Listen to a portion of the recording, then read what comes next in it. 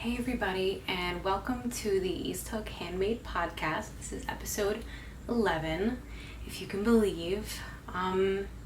It's been a month since my last episode, and a lot's been going on. So just as I'm kind of settling in, I'm giving you a fair warning. There's I'm fresh after work, so if I seem a little frazzled or all over the place, it's because I literally just spent 8 hours being frazzled and all over the place. And also, I get home and I'm like, oh, it's so nice and quiet. Like, why don't I podcast? Nope. There's it's so hot in here, so I have the window open. And, apparently nobody was home, but now everybody's literally walking in as I press record. And I'm just the dogs are home, everybody's home. There's a car alarm going off that finally stopped. But I'm just so done because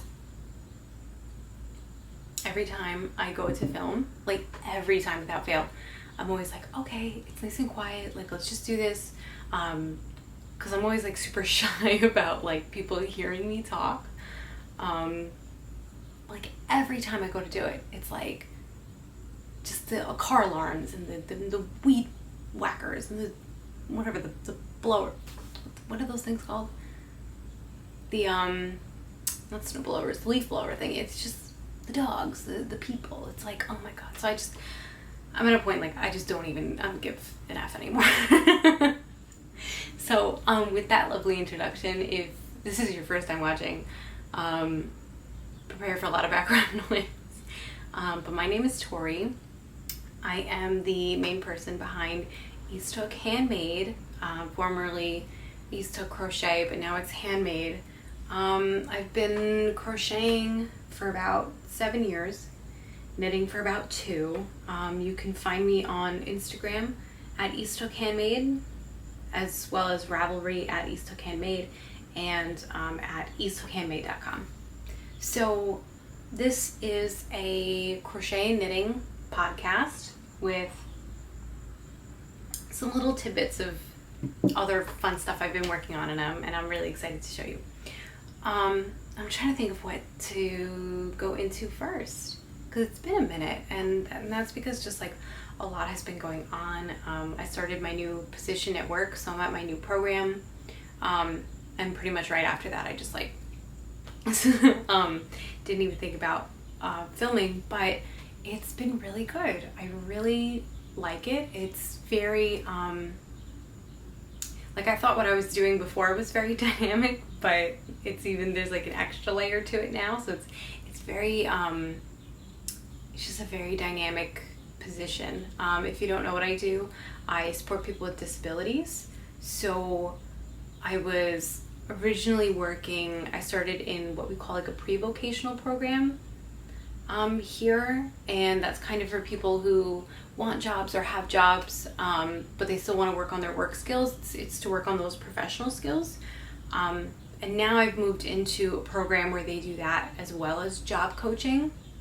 So what job coaching is for people with disabilities who have jobs, and they would like to, and they qualify for somebody to come support them. I go and support them at work, kind of just support them in meeting their professional goals and things like that. So I started my new position. It's been really good. I feel really settled in really fast. The team is great. The people I support there are great. I was really nervous. It's been really positive so far. I can't believe it's only been a month. I think a month and a week. This is week 5, and I can't even believe it because it flew, and I'm really comfortable there, and the transition period felt really short for me. Probably because they're very similar programs, even though they're very different, but it's definitely because the team there is just so awesome.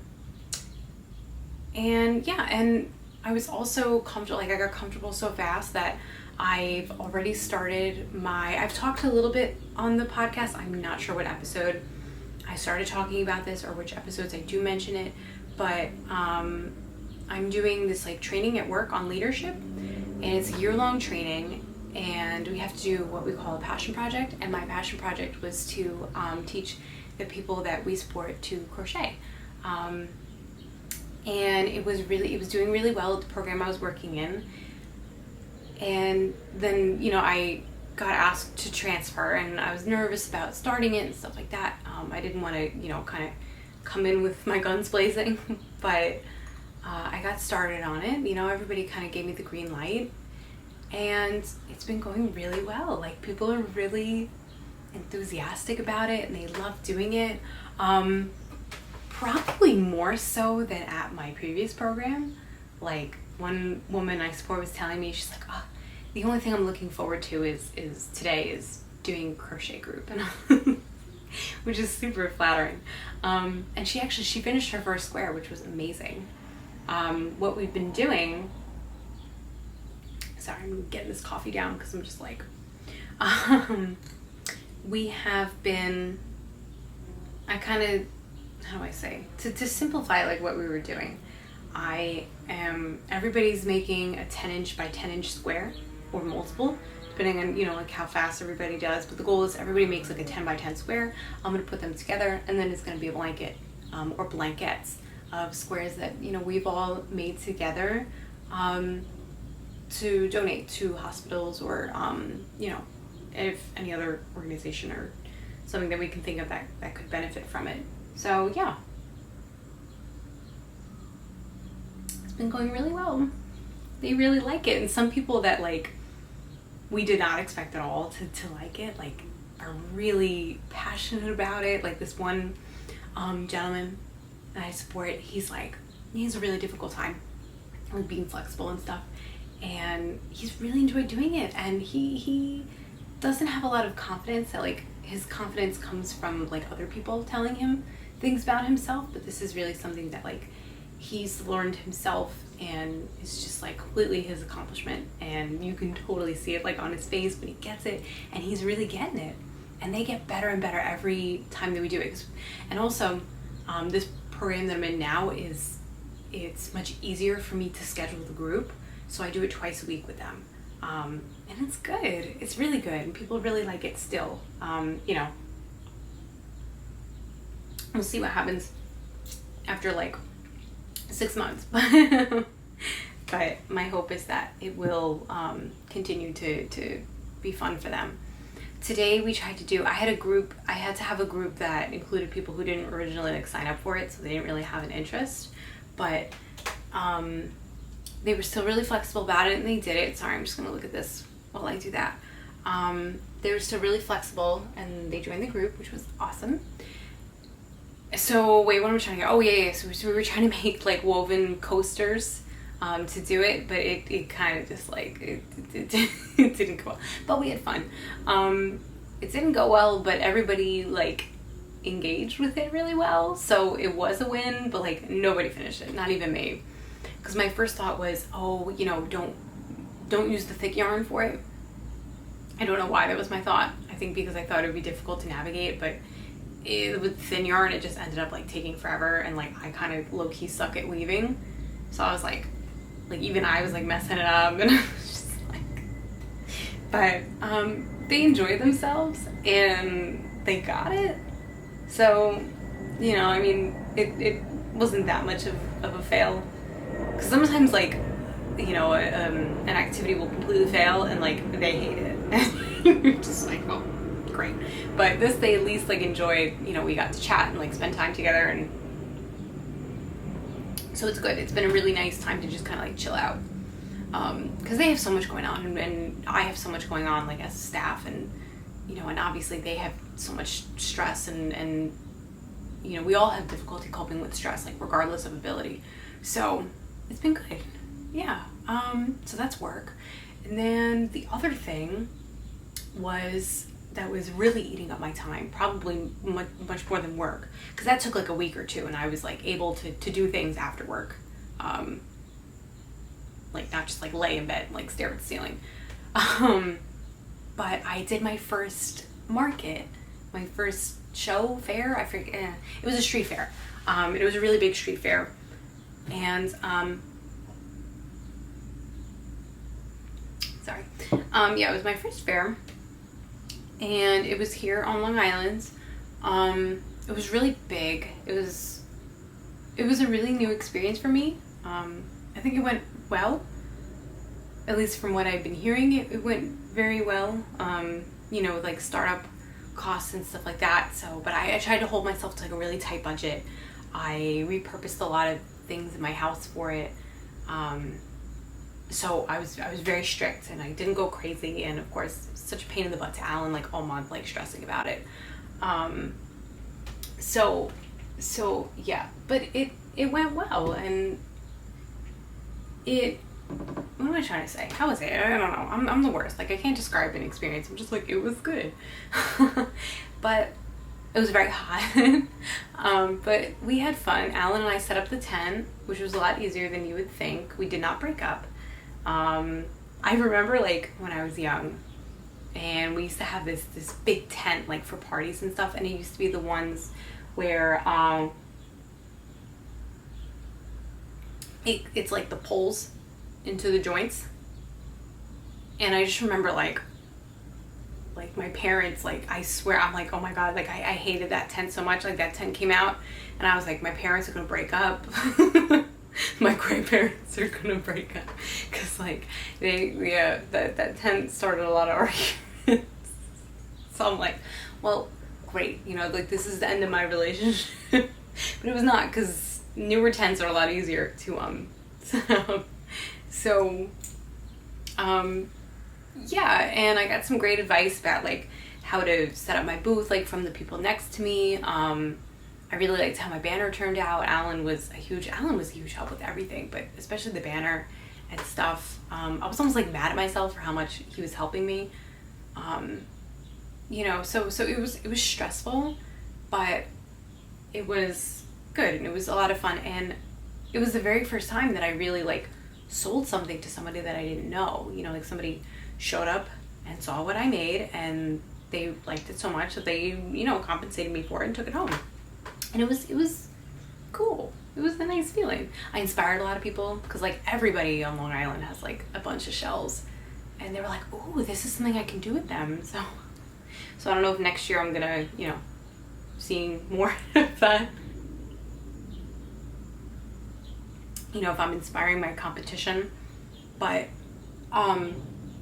yeah. So it was very good. I enjoyed it a lot.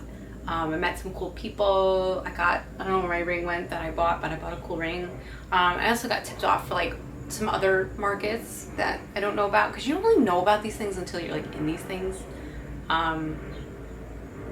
Yeah, like, you need to kind of talk to people and like know people and figure out where some of these things are, like the more low-key ones that might be really good. The market it was good, but the environment, it was really busy.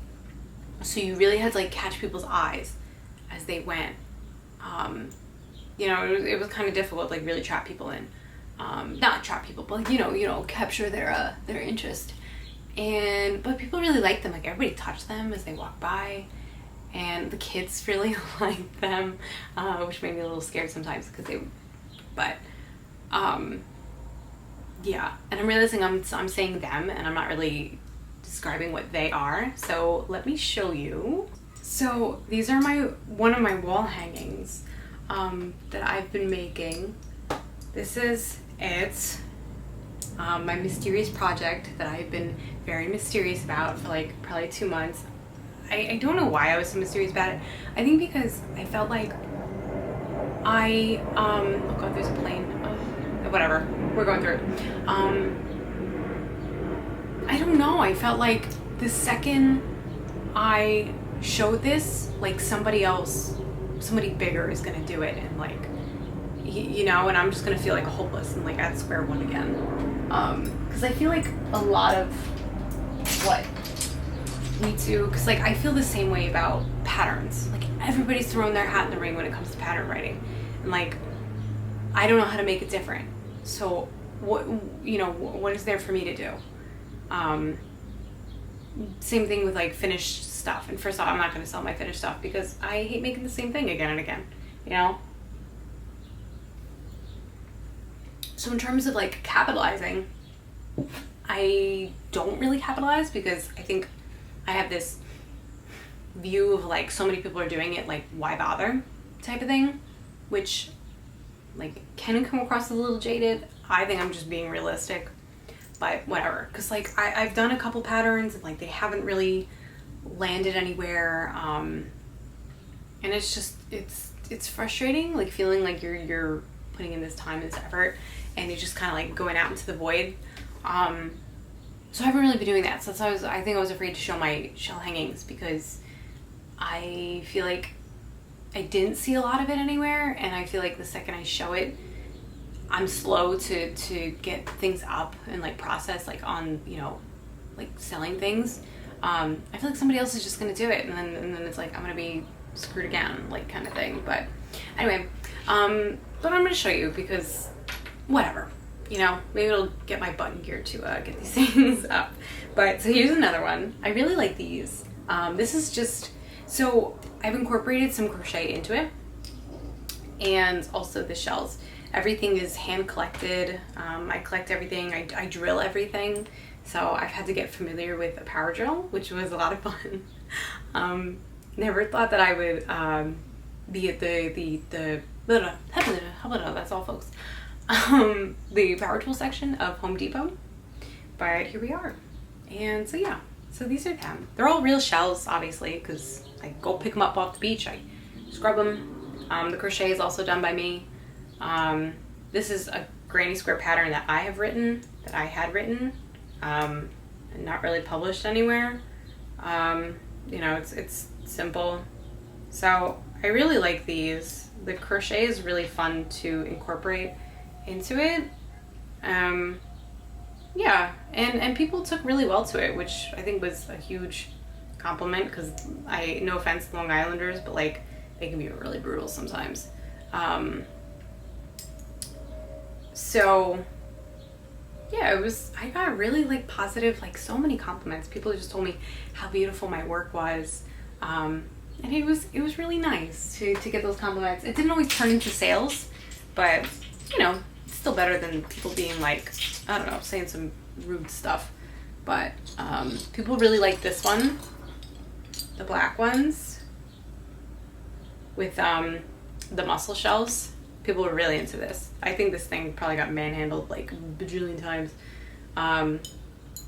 So yeah, so these are them, and I love the sound they make when they clack. I had my 3-foot piece up here. It was 3 feet. It's 3 feet long, but I didn't hang it up for this because they're all in little plastic bags. Like just kind of store it in a box, like just to kind of keep them safe. And they get tangled, and I just don't feel like taking them out. But yeah, so those are my wall hangings. And then I've also been working on, with my smaller shells, I have been making, and you can see I'm wearing one, but, so I'm wearing it like jewelry, but my bracelet's over there. They're intended as stitch markers. So let me show you. So some of them are for knitting, like specifically, because they're the rings. Let me show you a pretty one. Although they're all pretty to me, but it's like having children though. You know, you can pick a favorite kid. So yeah, when I was able to drill the smaller shells without making a hole, I turned it into a stitch marker. That's one of them. Hopefully it's coming out clear. And then some of them are on the mussel shells, like that.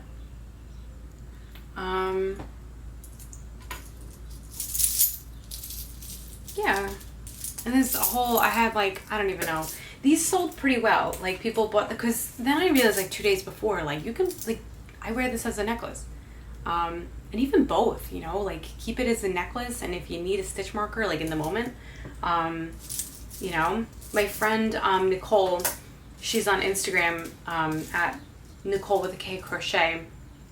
She was telling me, she's like, why don't you make like stitch marker charm bracelets? And I was like, because that's such a good idea. So these are, so those obviously would be these ones with the lobster claw. So that's like that. Hopefully you can see that. Let me see. Let me make sure that it's coming up. How close is too close? Ooh, too close. Yeah, so that's it. And then here's the mussel shell one. And yeah, that's them. And they just, let me see. These ones are really cute. I like these ones a lot. The little clam shells, the clam shells. And it's been a fun, this whole seashell thing, whatnot, has been such a fun, it's like really a learning process for me. It's so new to me. I had to really learn, like, I don't know, just things you wouldn't have thought of, like what shells drill best, which shells are really, really hard to drill. You know, like what's worth it and what's not, like what's worth the effort, what comes clean, what shells come clean, which ones don't, which shells are, when they're small, can be drilled into a stitch marker, stuff like that.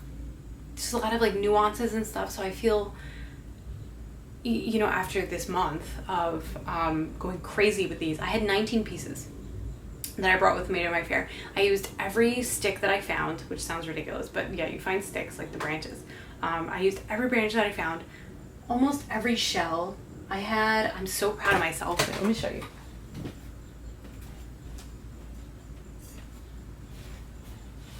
These are all my shells that I ended up with. That's it. That's the only unused shells. Super proud of myself. I had so many shells. Oh my God. I don't know. It's just like, the idea just really like possessed me. And all of a sudden I'm on Amazon, like buying a hand drill, and the startup costs really weren't that much for it. And I kept track of everything really well. So then when I went to my market, I had a very good idea of like how much I needed to make. And I did pretty well with it, you know, without getting into super specific numbers. I hope to do another one and sell some more of the pieces, because I need so many pieces. I'm like, what am I supposed to do with this? So yeah, it was fun. So hopefully I can sell some more of them. People really like them. Like my mom really loves them. You know, like people at work I've shown have been really impressed with them, because when I like describe them, I don't know how to describe them. They're like seashell wall hangings. People are like, and then I show them and they're like, oh, I like that. I'm like, yeah, thank you. You know, like, so it's been good. But anyway, I've talked for like 20 minutes and none of it has been about yarn, mostly. So for the seashell hangings, the crocheted pieces are just on like Aunt Lydia's crochet thread and my own granny square patterns. There was another one, I don't have it, they're like pink. They were actually a really big hit, which I did not expect at all. People really like the pink ones. Totally unexpected, which was another fun thing about doing a market, was like seeing that, because I always hear people talk about when they do markets and stuff like that, and how people like the unexpected things. And so yeah, it was good. I enjoyed it a lot, and hopefully I'll do more, just kind of with the hangings, not really with any like knit or crochet items. I don't know why, I'm just not into that. I feel like it's not a super unique thing. I don't like making the same thing over and over again. I just feel like there's a lot of competition with it, like everywhere, especially Long Island. So I don't know, I kind of like what I've been doing, this weird little niche that I've crawled into rather obsessively. And so yeah, so it was overall a success, and it really sucks because last week it was on Sunday, and last week I had like it was just, of course, like perfect storm. I was having like a really bad anxiety week, and then the thing, and it was just a lot of elements that were going into it, and everybody was really patient with me, and I appreciate it. Especially Alan. He's actually the best person ever. I don't know how he is, but he is. So thank you, Ali, because I do not know how I would have done that without him. I hope to do a couple of them, and I'm like really hoping that he'll be free. We'll see. So those are kind of my personal projects that have been going on, crochet related, because I didn't realize I really let it like seep into every part of my life, like my work and other things like that. But the hangings were like a fun,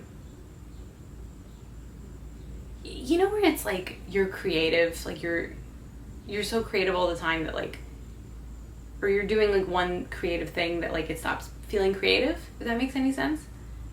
But like the shells were really just a creative like exploration, and just like a cool, I don't know, it's a nice way to like, because I always think about like my maternal grandmother, and she had like a wood shop and stuff like that, and so she was very big with the power tools, and it was just funny to be using them and like feel connected to her.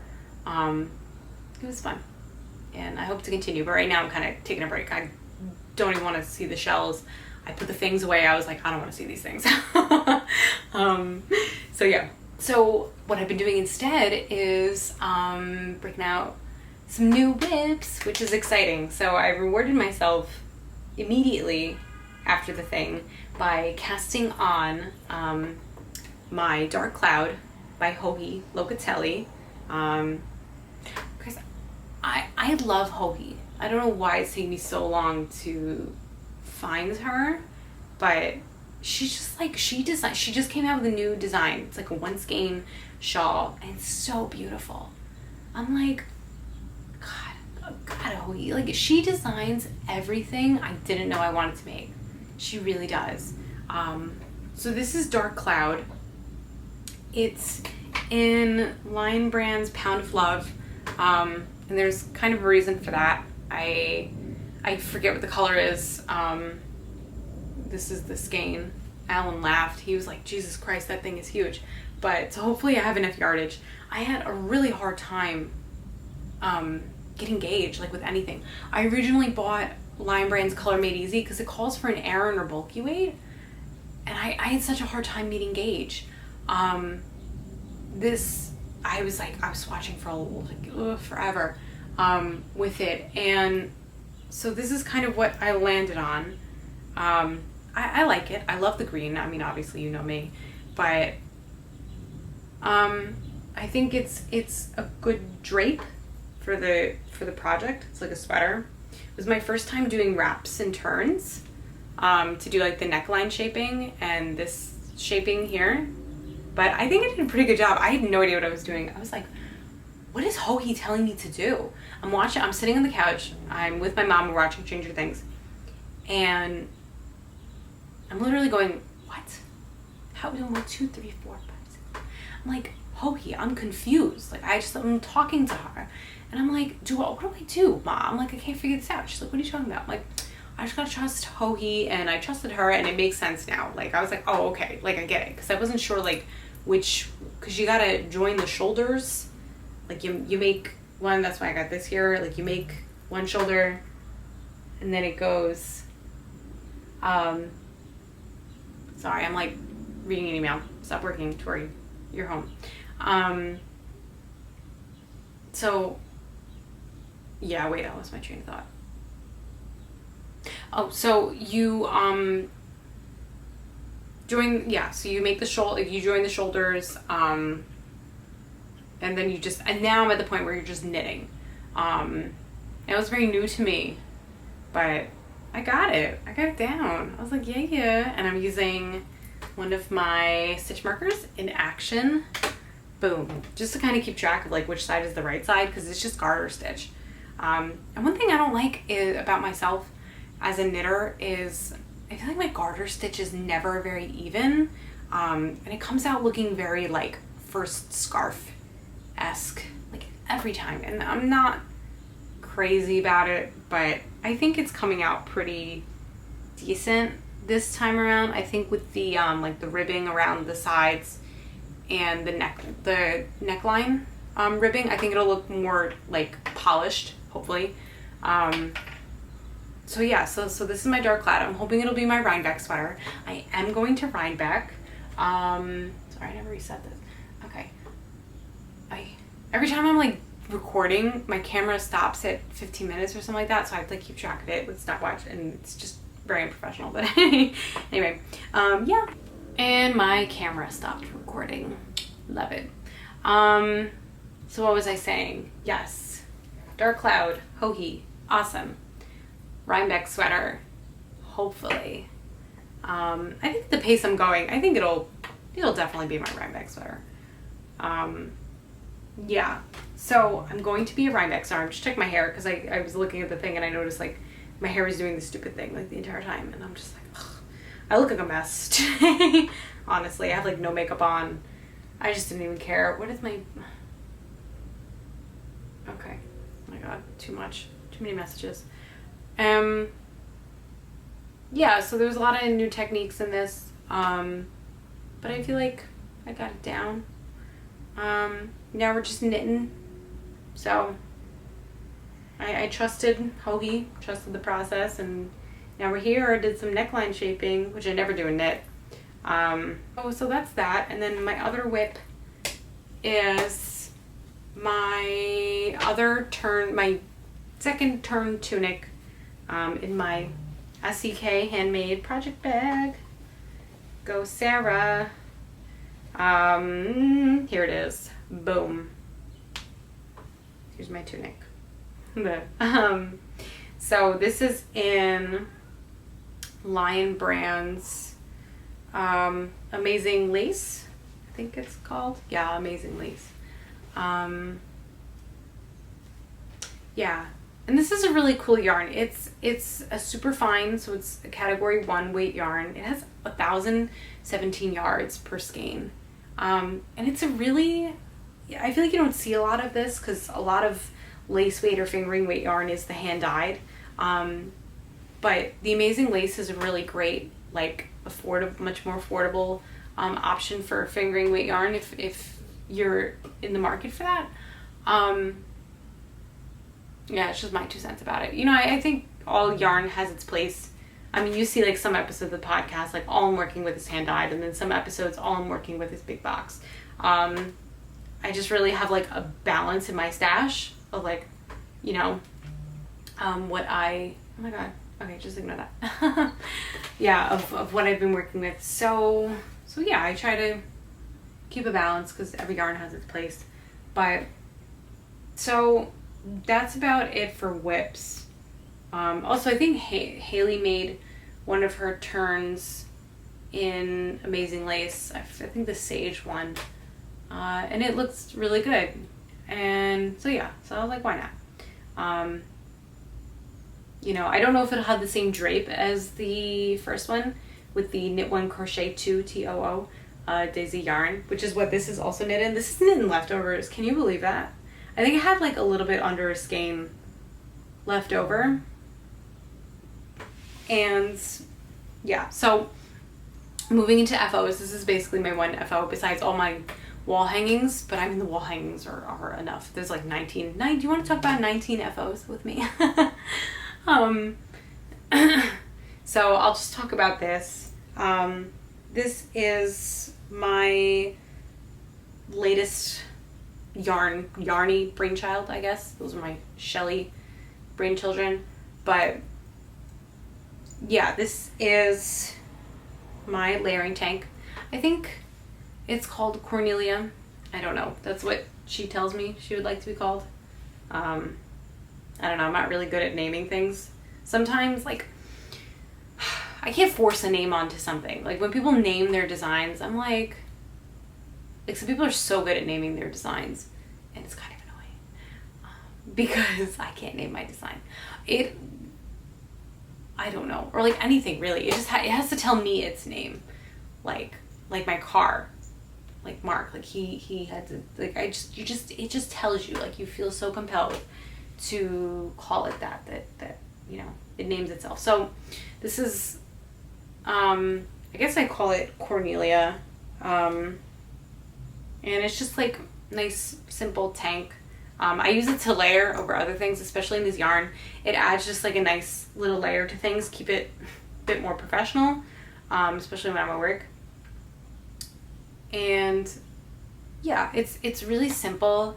It's just knit in the round to a certain point, and then you separate for sleeves. This one has some neckline shaping, but I really think it's I think it's largely unnecessary. At least but the thing is, I only know about it for like this yarn, and this yarn is just like such a fantastic yarn. Like the drape is amazing. Like it's so, the yarn will make up for any like design flaws. Like it's gorgeous. It blooms beautifully. It like flows. It's just gorgeous.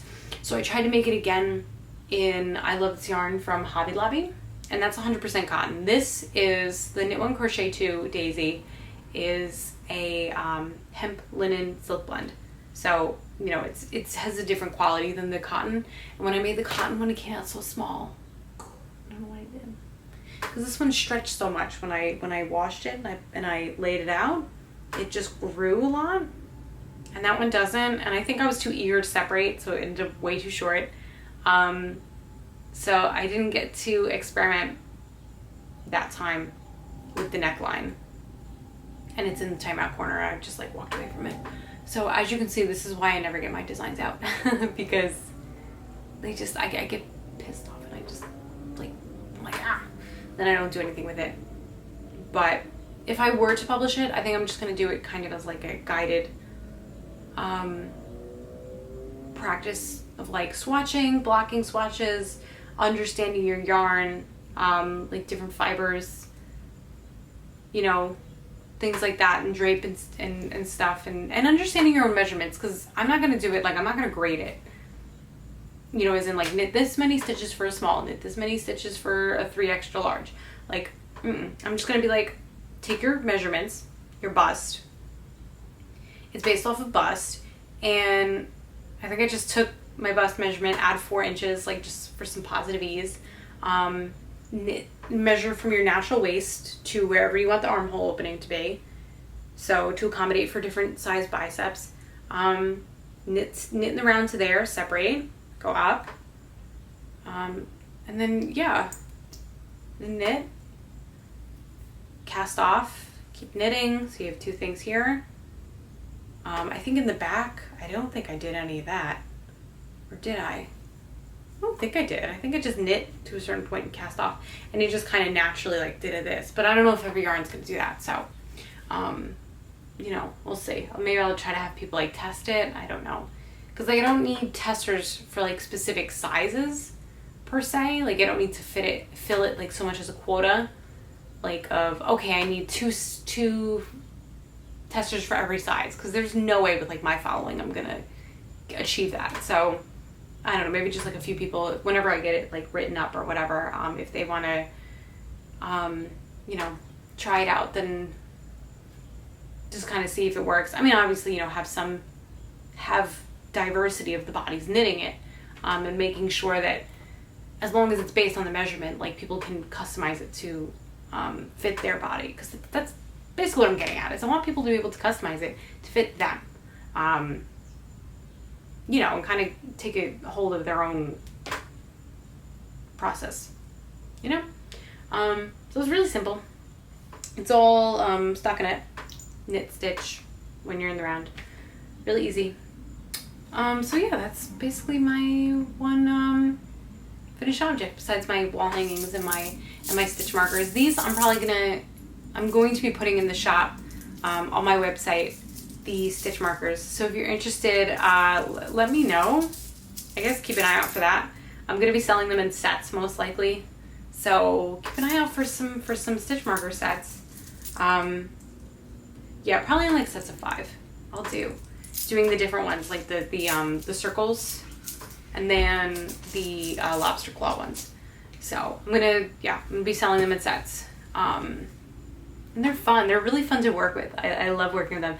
They have like a really special like clack to them, like a little jingle against the they're fun. I don't know. I really like them because, I mean, you know, I'm Long Island, like born and raised, so it's a very special way for me to kind of like combine the things that I love.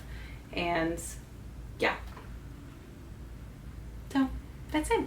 That's it for my my FOs and my whips and my life, I guess. Let me think if there's anything else. I don't know.